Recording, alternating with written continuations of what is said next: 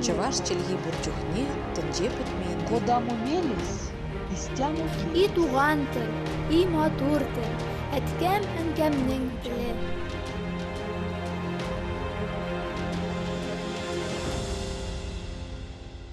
Исәнмесез. Сез Татарстан 24 телеканалында туган тел тапшыруын карыйсыз. Сезнең белән Гөлүсә Сыңгатуллина. Бүгенге тапшыру Калып яңа буын җыенының оешу тарихы, максатлары, берләшмә үткәргән чаралар һәм Калыпның 10 яшьлек туган көне хакында. Яшьлекнең бөтен гүзәллеге кыюлыкта. Дуамал да, тапкыр да, җыр да син яшьлек. Кызулыгың, дуамаллыгың аркасында аяк акыл белән эшләп булмастай эшләр башкарып ташлыйсың. Йыгыласың, йыламыйсың. Яшьлек гомернең елмаюы, яшьлек гомернең җыры. Һәр кем шушы җырны мөмкин кадәр матуррак башкарырга тырыша. Фәнис Яруллинның әлеге юллары яшь иҗатчыларны берләштергән Калыпның хылкына бик яхшы туры килә сыман. Калып яңа буын җыены моннан 10 ел элек яшь татар иҗатчыларын үзара таныштыру, берләштерү, яңа әсәрләр иҗат итү максатыннан барлыкка килә. Аның исеме дә очраклы гына сайланмаган. Калып сүзе гарәп теленнән рух, күңел, йөрәк дигәнне аңлата. Иҗат эше әлбәттә күңел, йөрәк белән тыгыз бәйләнгән. Шуңа да әлеге үзенчәлекле исем берләшмәгә бик туры килеп тора. Калыпның чишмә башында иҗатчылар һәм журналистлар Гүзәл Сәгыйтова, Луиза Янсуар, Йылдыз Миңнуллина, Илмир Низамов, Сөмбел Гафарова, Гөлчәчәк Шәйхетдинова, Рания Усманова һәм башкалар тора. Ул коммерция оешмасы түгел, аның төгәл урнашу урыны билгеле штаты юк. Калып Казан дәүләт консерваториясендә әдәби клубтан башланып китте. Кечкенә генә кабинетта яшь иҗатчылар бергә тупланды. Бәхәсләр туа башлады. Дөньяны үзебез үзгәртә башларга уйладык дип сөйли Калыпның оешуы турында проектның авторы, Казан башкарма комитеты җитәкчесенең социаль мәсьәләләр буенча урынбасары Гүзәл Сәгыйтова. Республикабызда яшь шагыйрьләр, заман композиторлары, рәссамнар, биючеләр бар. Тик алар еш кына үзара аралашмый, һәр кайсы үз казанында кайный. Калып исә менә шушы төрле юнәлештә иҗат итүчеләргә аралашу мәйданы тудыра алуы белән уникаль проектка әйләнде. Калып чаралары иҗат мәйданын киңәйтте. Аның кыйммәте иҗатчыларның бер-берсен тәрбияләүендә, үзара тәҗрибә уртаклашып, бер-берләренә тәэсир итүендә. Шушы көннәрдә пирамида концертлар залында Калып яңа буын җыены үзенең 10 яшьлек туган көнен үткәрде. Анда заман татар иҗатчыларының иң талантлылары җыелган иде. Әлеге җылы, матур кичәдә безнең хәбәрчеләребез дә булып кайтты. Киләсе сюжетыбыз шул хакта. Ни белән үлчәнә үткән гомер, калган эзләр белән, кеше күңеленә орлак итеп салган сүзләр белән. Саҗидә Сөләйманова. Калыпның 10 еллык юбилее татар яшьләре өчен зур вакыйга, матур бер бәйрәм, очрашу, күрешү урыны да. Кечкенә дә шул ук вакытта зур да тоелган тарихлы проектның башлангычы турында матбугат конференциясендә беренче чиратта сөйләштек. Калып нәрсәдән башланды дигән сорау куйсак, әле генә менә йолдызлар белән искә төшереп утырдык. Консерваториядә, Казан дәүләт консерваториясендә әдәби клубтан башланды. Калып дигән әдәби клуб бар иде. Мин ул вакытта татар теле укыта идем һәм музыкантлар Илмирдан тыш. Гомумән шагыйрьләр бар. Шагыйрьләр шигырь яза, ләкин алар өлкән яшьтә, яисә инде алар вафат. Ягъни язучылар турында алар шундый фикердә иде. Әле хәтерлим, бәлки генә кабинет ул консерваториядә Йылдыз килде, Луиза килде, һәм мин күрәм, менә аларның күзләре яна башлады. Аннан соң инде бу очрашуларга Илмирны да чакыра башладык. Һәм менә шушы кичкенә генә кабинетта зур бәхәсләр куба башлады. Ни өчен эстрада мондый, ни өчен безнең җыр текстлары шундый гадәти һәм ни өчен без үзгәртә алмыйбыз, ни өчен аны мәдәният министрлыгы карамый дигән сүзләргә җиткәч, без әйттек инде, булай булмый, үзебез нәрсәндер үзгәртә башларга кирәк. Үзгәрешләрне яшьләр түгәрәк өстәл җыеп, аңа каләмчеләрне, журналистларны, иҗатчыларны чакыралар һәм мәдәниятебезне үзгәртү турында гап куерталар. Ул вакытта менә шундый кичәләр кирәк дигән фикергә килдек. Һәм шығып кеткенде шулай тамамланды. Артур Исламовның сөзін ишеттім. Тиеш керек деген әйбір инде ул неше ел дәвам итә. Шуның белән вәссәлам инде шушы сөйләшү шуңарда бетте инде ул диде. Шығып кеткәндә ничектер мин аны ишетеп калдым. Ул аны кемгәдер әйткән иде. Һәм миңа шул кадәр тиде бу сүзләр. 2 көн йокламадым. Аннан инде кызларны борчый башладым. Йолдызны, Луизаны, Илмирны, анасын безгә Сөмбел Гафарова кушылды. Ул безнең инде интернет сайтлар өчен җавап бирде. Илмир белән берничә кичә турында уйлап, Казан буйлап йөрдек, аны үзе сөйләр, мәйданнар эзләп. Менә шулай Калипнең башланып китүе. Шараны алып баручы Гүзәл Рәмзиловнаны игълан иткәндә Калипнең анасы дип атады. Шыннан да Гүзәл ханым бу проектка жан үрүче, идея авторы, башлап йөрүчесе дә. Калип безнең горурлыгыбыз. Ул безнең айрым бер гомеребезнең шырының матур нәтиҗәсе, илһамыбыз. Шул вакытта Калип бул күңел ярасы да.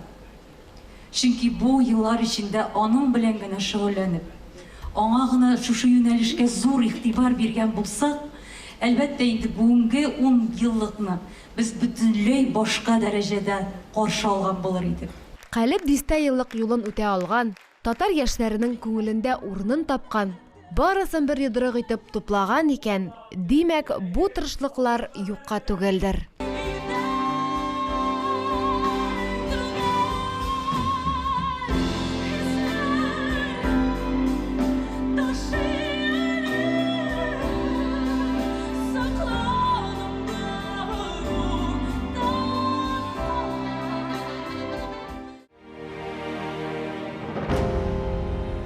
Яшьлек ул яңалыкка омтылу, үз көчеңне сынап карау вакыты. Калиплеләр экспериментлардан курыкмый, шул ук вакытта традицияләр турында да истән чыгармый. Калип ул үткән белән бүгенгене тоташтыручы күпер, иҗат һәм ярату мөхите. Тамашачы белән күзгә күз карап сөйләшү, аңлашу урыны, иҗади сусауны баса торган галәм. 10 ел дәврендә калипчеләр иҗат кичәләре, театраль перформанслар, спектакльләр, лекциялар, осталык дәресләре, лабораториялар, фестивальләр үткәрә. Барлыгы 70тән артык проект.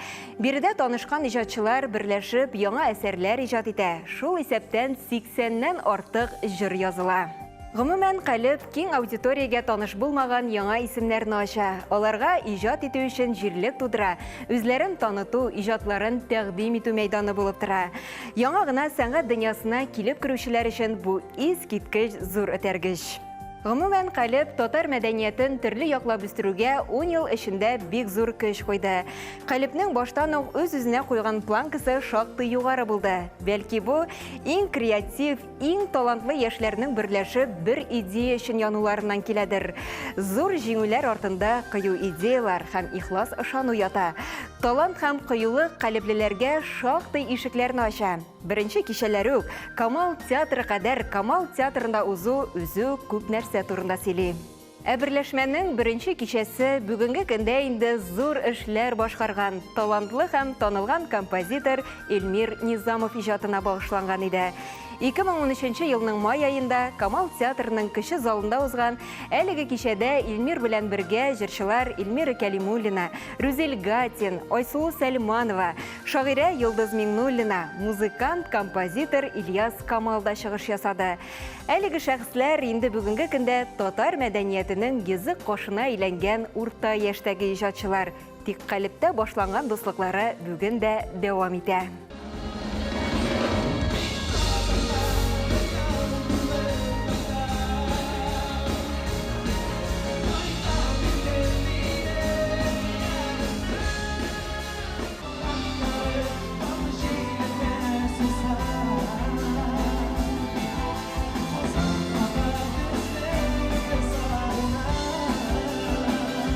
Калипнең дә тарихын төрле нәрсәдән башлап була бит инде. Мәсәлән, анда бәлки Калип башлангандыр, анда Менә Илфак абый Ибраһимов белән Луиза тирәсенә союзга яшь шагыйрьләр җыелудан, һәм аннары алар Гүзәл Сәгыйтова белән танышудан, Гүзәл Сәгыйтованың Казанга килүеннән һәм шуннан аның композиторлар белән шагыйрьләрне таныштыруыннан. Бәлки ул башлангандыр, анда Ленар Шәйхнең Әллүки түгәрәген торгызып җибәрүеннән һәм Уфага баруыннан, Әллүкинең һәм анда Гүзәл белән танышуыннан.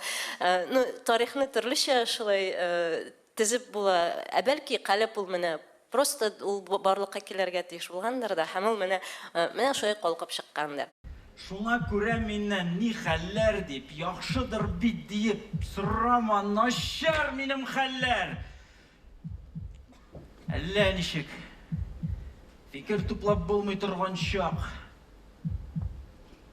Һәм җитмәсә тәрәзәмә әле төн үрмәли, кулын юмыйча, пыялаларымны кап-карага буяп азаплана.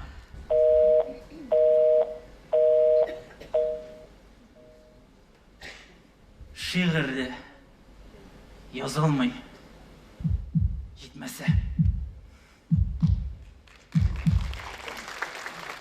Хәтерлә, ул да бит кошарга җансыган һәр адәм баласын.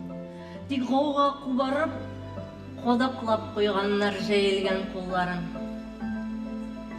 Безнең заманга ни кала үткәннән? Каләп башланды, менә бу төрле юнәлешләр бер-берсен күрә башлагач, бер-берсен таный башлагач. Чөнки һәрбер юнәлеш үзенә ничектер яши иде, Каләпсездә. Әлбәттә, музыкантлар үз дөньясында кайный, менә шагыйрьләр үз дөньясында кайный. Һәм мин инде монда кабатлыйм Гүзәл сүзләрен. Ул шул хәлне күргәч, ул шаккатты. Ничек инде без бер-беребезне белмибез. Мин чынлап та бер шагыйрьне дә белми идем. Яшьләрдән. Һәм менә без бер-беребезне таный башлагач, күрә башлагач һәм аннары соң бергә иҗат итә башлагач, менә шул вакытта чынлап та менә безнең калебез тибә башлады дип уйлыйм мин.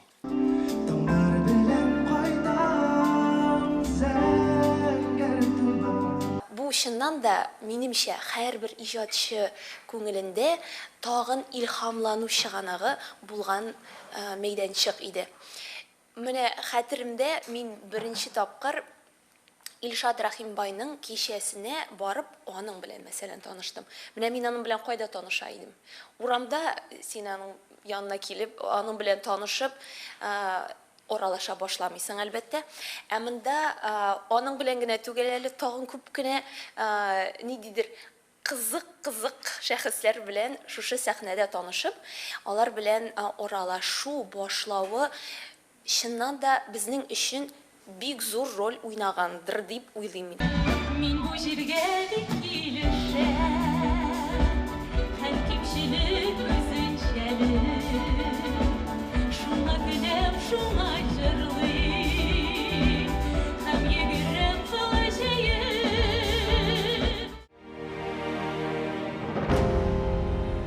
Язучының иҗатын дөрес итеп рекламалау мөгаен әсәрнең ярты уңышыдыр. Каләп бу уңайдан да аерылып тора. Биредә яңа китаплар һәм төрле авторларның җыентыклары гадәти булмаган яңаша форматта тәкъдим ителде.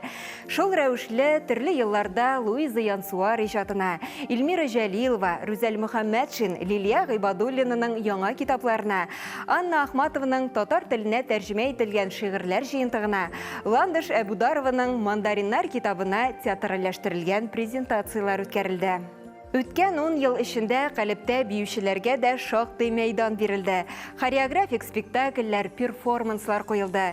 Нурбәк Батулланың Өтүкән спектакле Алтын битлек премиясының Лонг исемлегенә дә кертелде.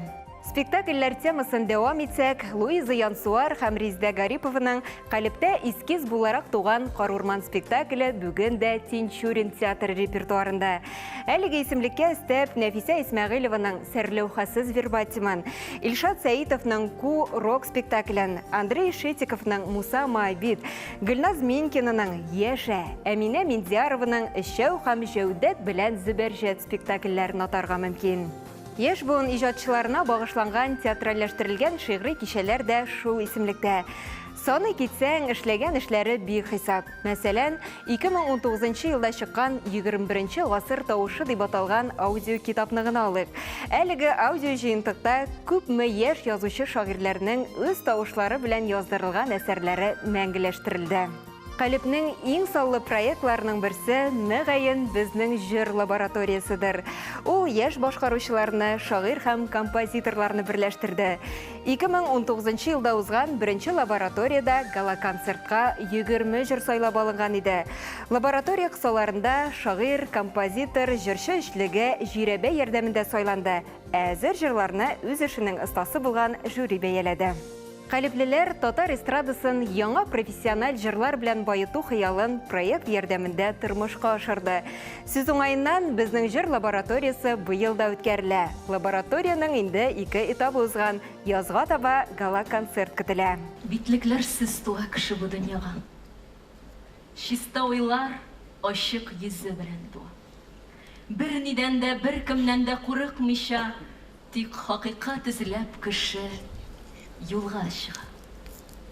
Кичә барышында Калип турында матур сүзләр, кыю фикерләр еш яңгырады әле. Теләкләрне республикабызның мөхтәрәм шәхесләре дә җиткерергә ашыкты. Беренчеләрдән яшьләр булырга тиеш. Һәм барыбер күпме генә без сөйләсәк тә, аксакалларыбызга карап торсак та, барыбер безнең киләчәгебез яшьләрдә.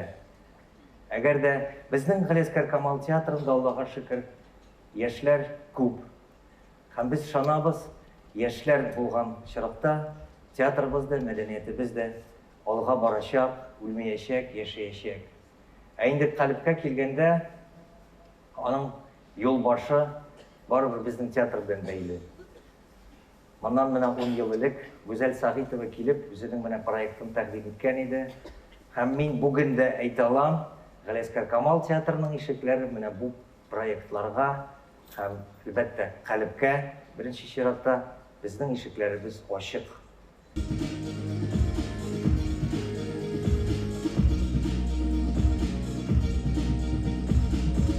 Бу әлбәттә буыннар белән буыннар арасындагы бәйләнешне ныгытуда да зур роль уйнады. Калипнең безнең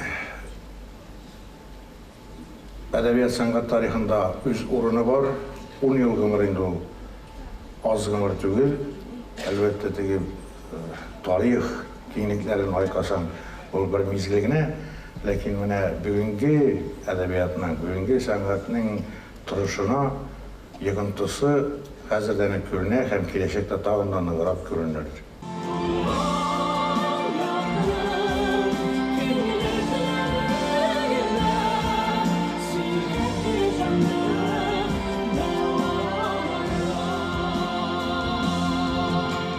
Казан иҗади яшьләргә бай. Калип аларны берләштереп зур эш башкарды. Биредә талантлы язучылар, композиторлар гына түгел, Калипнең идея авторы Гүзәл Рабзилина да үсте. Бүген ул Казанның социаль өлкәсе өчен җаваплы. Шәһәр мәдәният, талантлы балалар үстерүгә дә зур өлеш кертә ул. Теләгем шул, Калип эшен туктамасын. Киләчәктә дә бергә булыгыз, яңа яшьләр үссен, яңа әсәрләр тусын, бәйрәмегез белән без сезне белән горурланабыз. Иң изге теләкләр сезгә. Без дә Илсур Рәис улының теләкләренә кушылып, амин дип куйдык. Татар яшьләренә Калипнең 20, 30, 100 еллыгында үткәрергә язсын.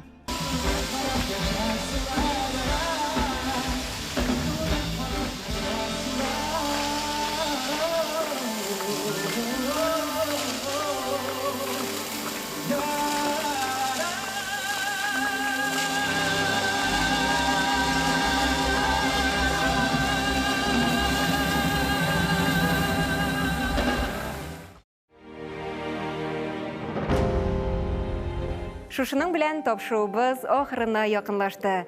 Бүгенге тапшыру Калип яңа буын җыенының оешу тарихы, максатлары, берләшмә үткәргән чаралар һәм Калипнең 10 яшьлек туган көне хакында иде. Сез Татарстан 24 телеканалында туган тел тапшыруын карадыгыз. Сезнең белән Гөлүсә Сыңгатуллина булды. Сау булыгыз, киләсе очрашуларга кадәр. Йөрәк төзәр шешмәй ялман. Буда Чаваш челги бурчухне тынже бүтмейді. Кодаму мелис, истяму И туган тел, и матур тел, әткәм әнкәмнең теле.